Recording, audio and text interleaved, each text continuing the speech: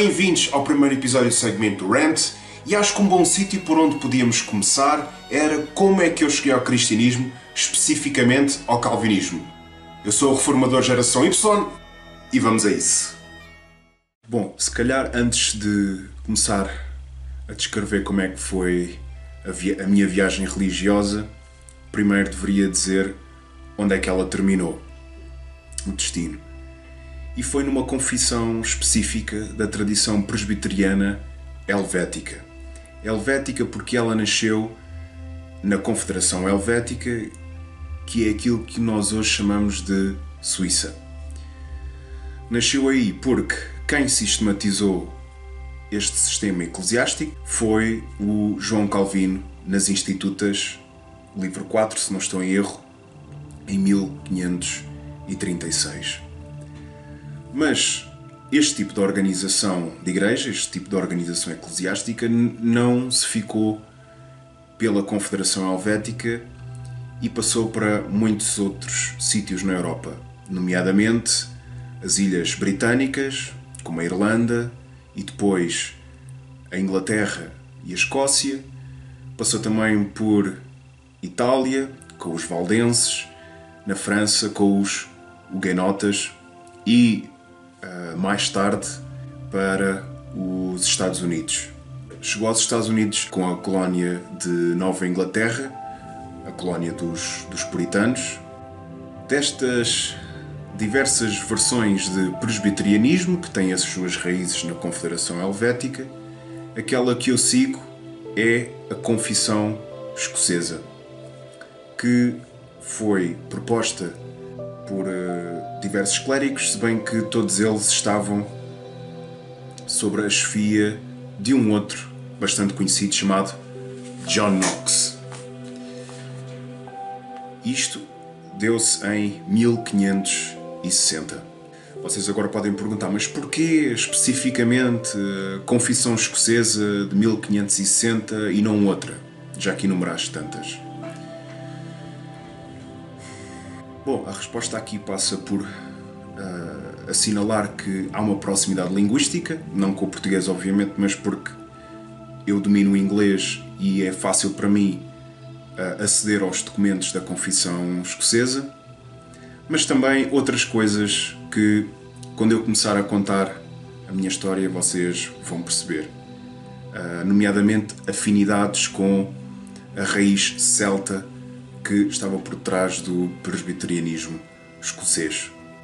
Uma próxima pergunta que vocês podem fazer é: porque é que eu decidi começar a falar?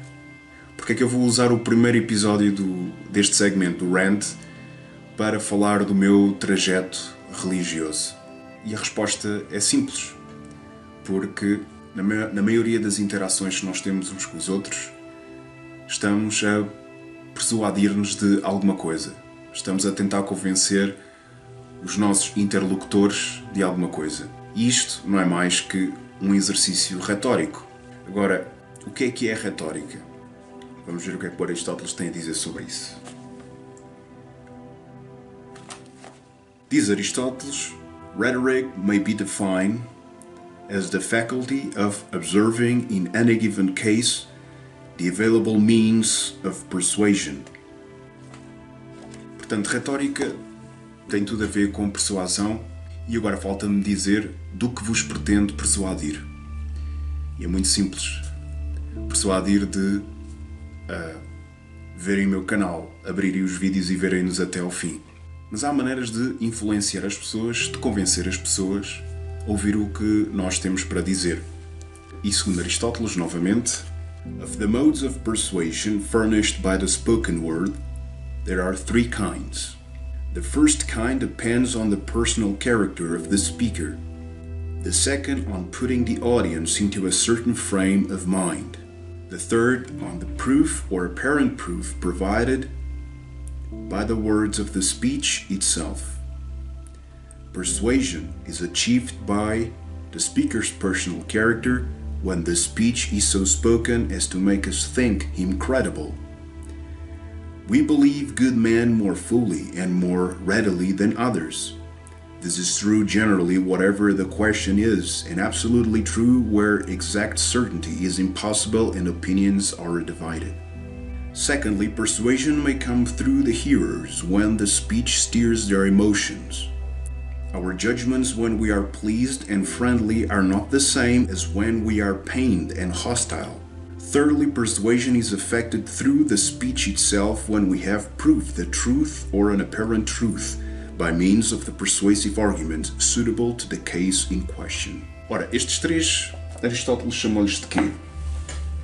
Na mesma ordem. Ethos, carácter do persuasor. Pathos, o tipo de sentimentos ou emoções que são solicitados durante a exposição do seu caso. E terceiro, o logos, que é a ordem, o critério ou a lógica. Neste vídeo vou-me concentrar apenas com o primeiro e o segundo, portanto, o ethos e o pathos. Isto porque eu quero me apresentar para vocês antes de começar a publicar uma série de outras opiniões e vídeos. Num outro rant, farei uma exposição dentro do logos. Sendo assim, é aqui que entra a narrativa como cheguei ao meu presbiterianismo de confissão escocesa, que depois, mais tarde, foi mais detalhado na Confissão de Westminster em 1647. Tudo começou há cerca de 11 anos atrás, quando eu tinha 21 anos.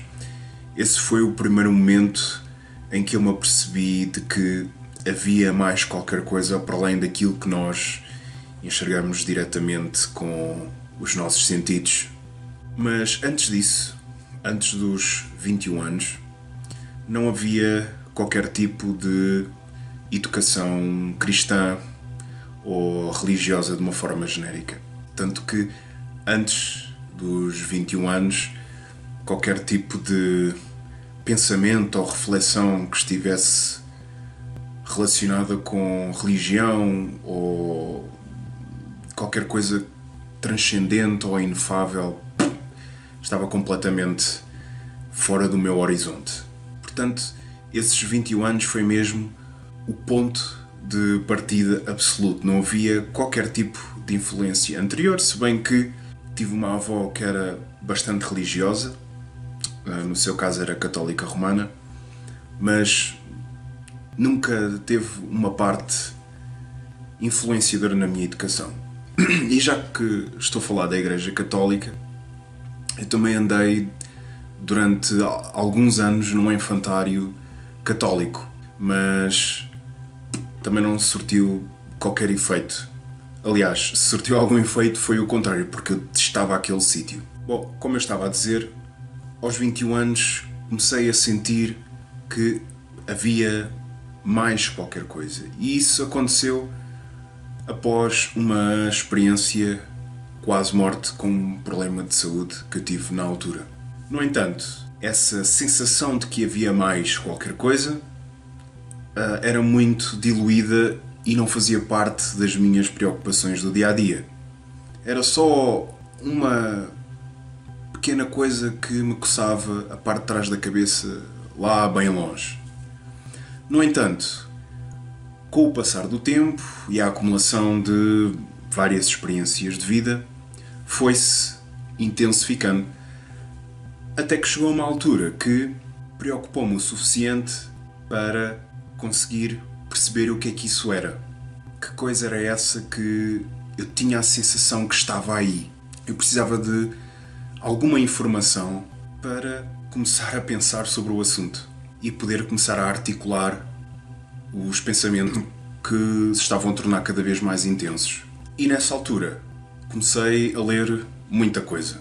A antropologia da religião, acima de tudo, mas a história da religião também, mas era assim muito genérico. Religiões. Destas leituras, aquilo que me atraiu mais depressa foram as religiões pagãs da Europa pré-cristã. Não sei se essa atração se deveu a uma má experiência com a Igreja Católica Romana quando andava no infantário, mas talvez tenha alguma coisa a ver. Mas a verdade é que não me sentia minimamente atraído pelo cristianismo e via bastante profundidade e espiritualidade.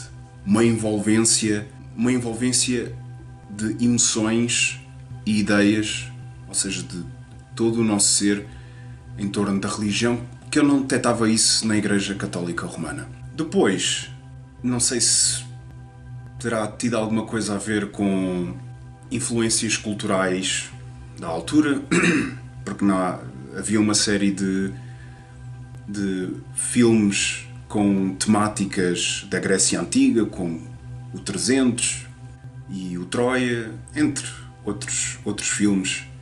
E é provável que essas coisas me tenham influenciado de alguma forma.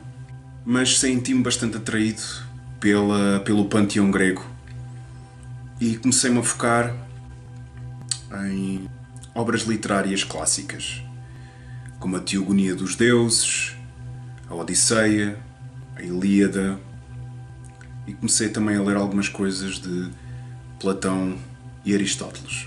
Mas li bastantes coisas e o interesse por esta devoção helénica pelo panteão grego foi-se aprofundando, até que chegou uma altura que deixou de ser apenas um interesse intelectual e passou também a ser uma prática religiosa.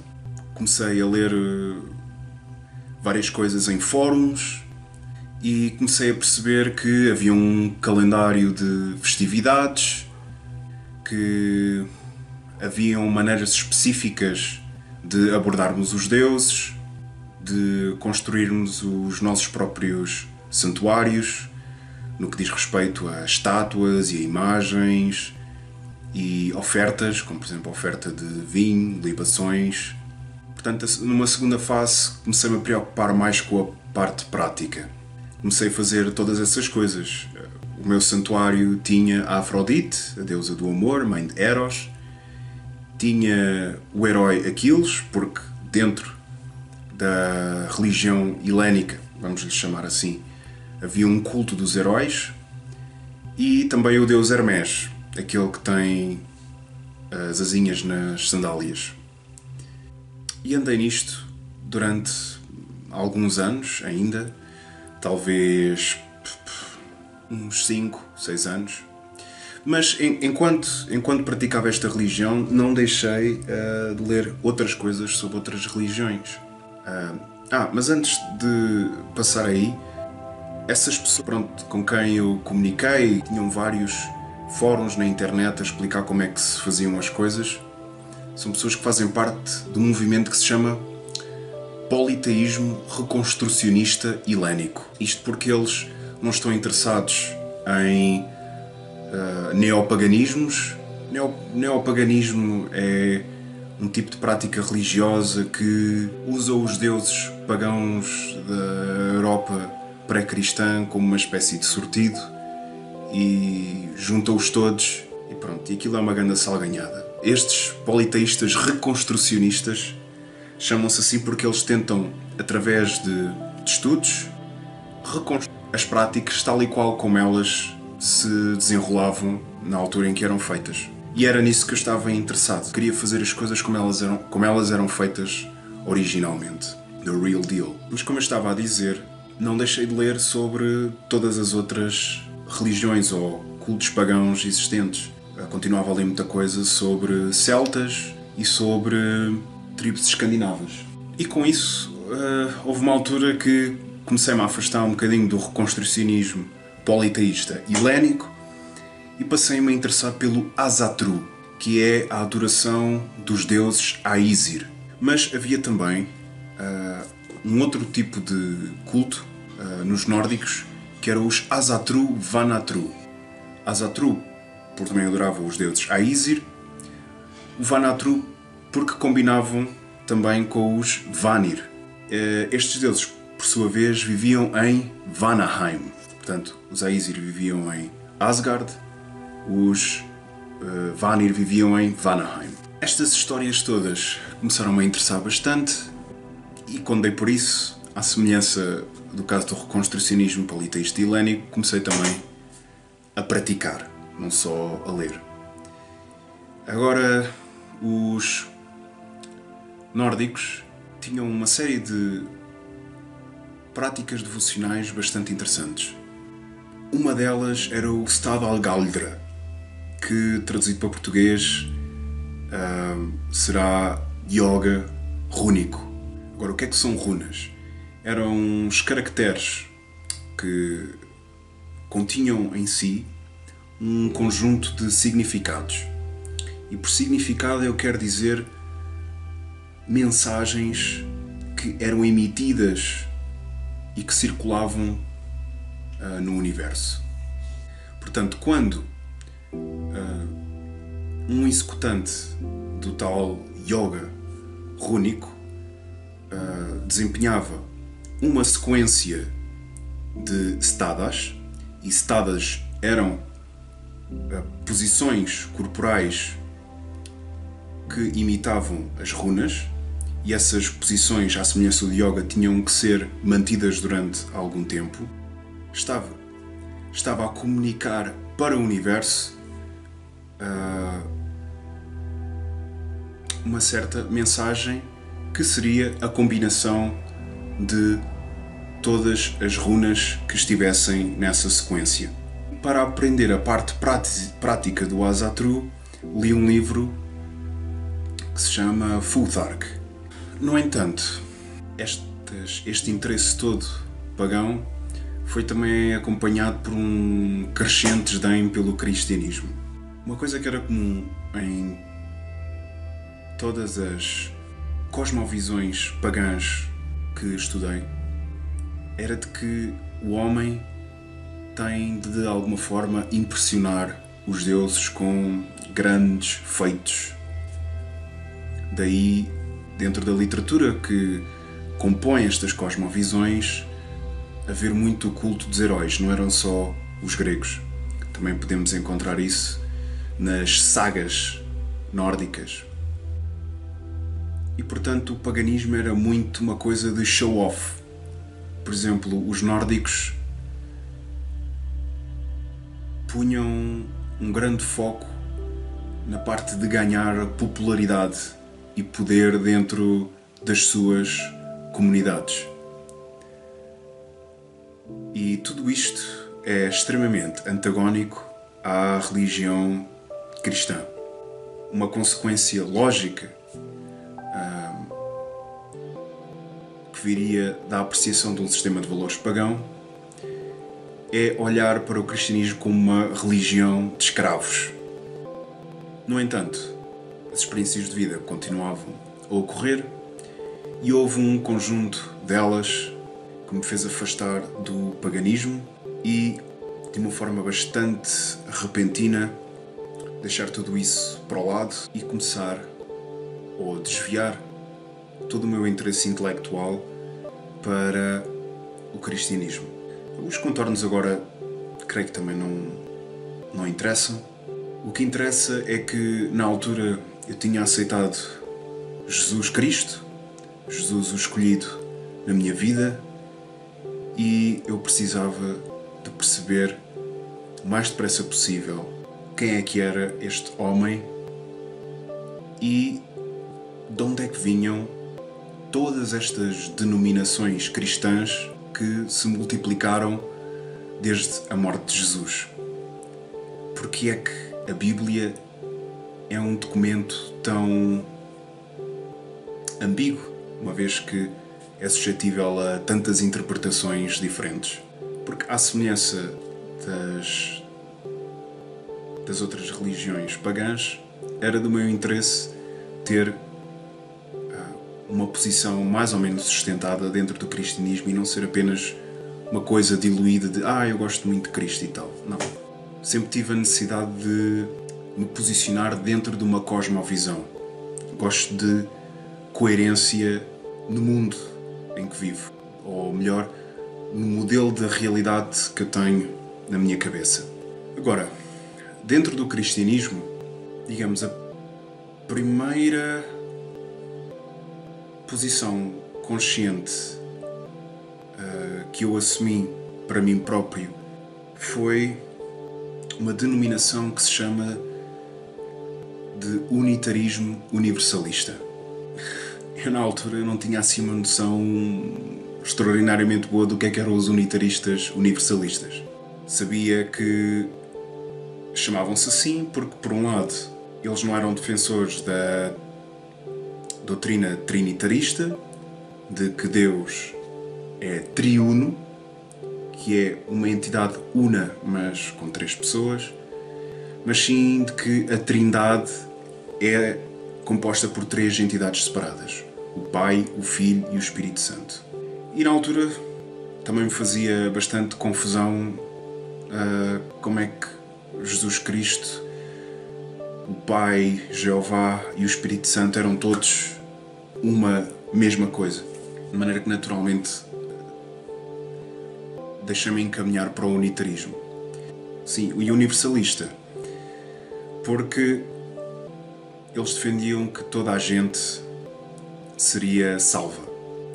Ou seja, todas as pessoas que passam pelo mundo herdarão os céus, não apenas alguns. Isso era uma coisa que tinha bastante afinidade e fazia todo o sentido que fosse assim, porque eu sabia que Jesus era amor e pronto, via Jesus como uma espécie de Gandhi de um tempo já bastante longínquo e fazia-me confusão como é que Cristo podia mandar alguém para o inferno. Ou podia, pelo menos, ter uma relação próxima com alguém, que seria o Jeová, manda um monte de pessoas enorme para o inferno. Um terceiro ponto que me atraiu bastante nos unitaristas universalistas foi a sua unidade teológica. O que é que eu quero dizer com isto? Eles estavam a todos os outros cânones religiosos que há para aí. Isto porque eles achavam que todas as religiões apontavam para um mesmo Deus e que estávamos todos a subir o mesmo monte. E, portanto, com base nisso, não excluíam outros cânones. Isso também me apelava bastante por causa das minhas influências religiosas anteriores. No entanto, com a continuação das leituras e mais experiências de vida, comecei a sentir alguma necessidade de abrir a Bíblia de uma vez por todas, em vez de andar a lê-la às mejinhas, à medida que precisava de uma resposta para aqui ou para ali. Quando comecei a tentar ler a Bíblia de uma ponta à outra, comecei a fazer as minhas próprias interpretações, em vez de estar constantemente a seguir as leituras proclamadas pelos pelos unitaristas universalistas. E dessas minhas interpretações naturais, porque não tinha método para o fazer, sempre que eu ia verificar à internet quem é que neste ou naquele ponto tinha feito uma interpretação igual à minha, eu ia dar sempre com os calvinistas, do género: ok, eu acho que aqui é assim assado. E à internet, olha, alguém já tinha pensado nisto. Quem é que pensou? Quem é? São calvinistas. Lia mais um bocado e repetia-se o processo. Até cá às tantas. Bati tantas vezes com o calvinismo e eu parece-me que estes pelo menos são aqueles com quem eu tenho mais afinidade intelectual. No entanto, ao ler a Bíblia, também comecei a perceber que aquela teologia liberal era bastante promíscua em relação a muitas das coisas que estão lá escritas. E o que é que eu quero dizer com isto? Por promiscuidade eu entendo, fazem leituras demasiado aéreas do que lá está. Ou seja, têm muita dificuldade em manterem-se nos limites de significado que os vários textos nos permitem.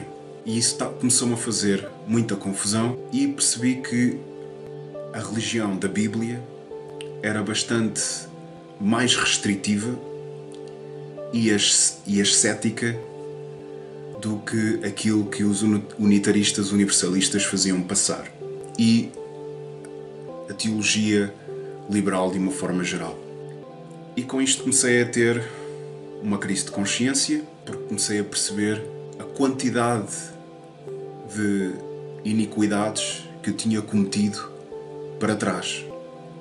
não só a quantidade, mas o quão repugnantes elas eram a Deus. E foi aí que eu comecei a, como se costuma dizer, começar a tentar fazer as coisas by the book. No entanto, tive uma outra experiência de vida que me fez mergulhar num ateísmo profundo durante um par de anos, mas felizmente recuperei voltei à estaca onde tinha deixado o cristianismo e continuei os meus estudos calvinistas. Entretanto, eu queria perceber dos calvinistas quem é que eram aqueles mais devotos, aqueles mais ferrenhos no cristianismo. E foi aí que eu descobri os puritanos. E quando os descobri aí fiquei completamente entregue ao calvinismo, especificamente o calvinismo de Westminster, que já falei no início. Porquê? Porque a confissão de Westminster foi feita maioritariamente com clérigos parlamentaristas de linha puritana. Num outro vídeo esclarecerei o que é que estes termos todos significam. Mas por agora fiquemos assim. Estas pessoas tinham um nível de dedicação tremendo. E quando nós começamos a ler a sua literatura devocional, que é uma espécie de autoajuda calvinista, aquilo é muito forte. Ajuda-nos a entranhar completamente a palavra de Deus no nosso ser, na nossa mente, no nosso corpo, nas nossas emoções, nos nossos sentimentos, nas nossas ideias. Somos completamente absorvidos pela palavra de Deus e pelas expectativas que Deus tem sobre nós. Ao começar a estudar os puritanos e o que era isto da confissão de Westminster, naturalmente fui olhando cada vez mais para trás para perceber qual é que era a sua origem, e creio que o ponto-chave para isso é a Confissão Escocesa de 1560, chefiada, como eu disse, pelo John Knox. O John Knox conheceu pessoalmente o João Calvino, mas quando levou a teologia calvinista para a Escócia, acabou por ganhar uma forma específica naquela terra. Ou seja, assimilou o carácter específico daquele povo, e é óbvio que isso deu uma expressão particular do calvinismo, que desembocou nos convenialistas escoceses, que tiveram um papel tanto na Confissão Escocesa como depois, mais tarde, na Confissão de Westminster, e nos puritanos. E pronto, e tenho ficado por aqui, nesta confissão, nesta cosmovisão escoto-inglesa, convenialista e puritana, desde então, e que foi também bastante fácil de assimilar, porque a expressão cultural que emergiu desta confissão trazia muitos elementos celtas que eu já me revia bastante no meu período pagão. E pronto, e foi assim que acabei no tipo de confissão que falei logo ao princípio. A meu ver, a melhor exegese dos conteúdos da Escritura, essa exegese muito logicamente regimentada, é acompanhada também com um elevado nível de devoção. Ou seja, eles não caem naquela esterilidade intelectual. Ou seja, nesta confissão nós encontramos um corpus literário e um conjunto de pessoas que não só tinham uma enorme seriedade intelectual sobre a Escritura, mas tinham também uma enorme entrega emocional e espiritual aos conteúdos da Bíblia. E foi isso que me fez ficar completamente rendido.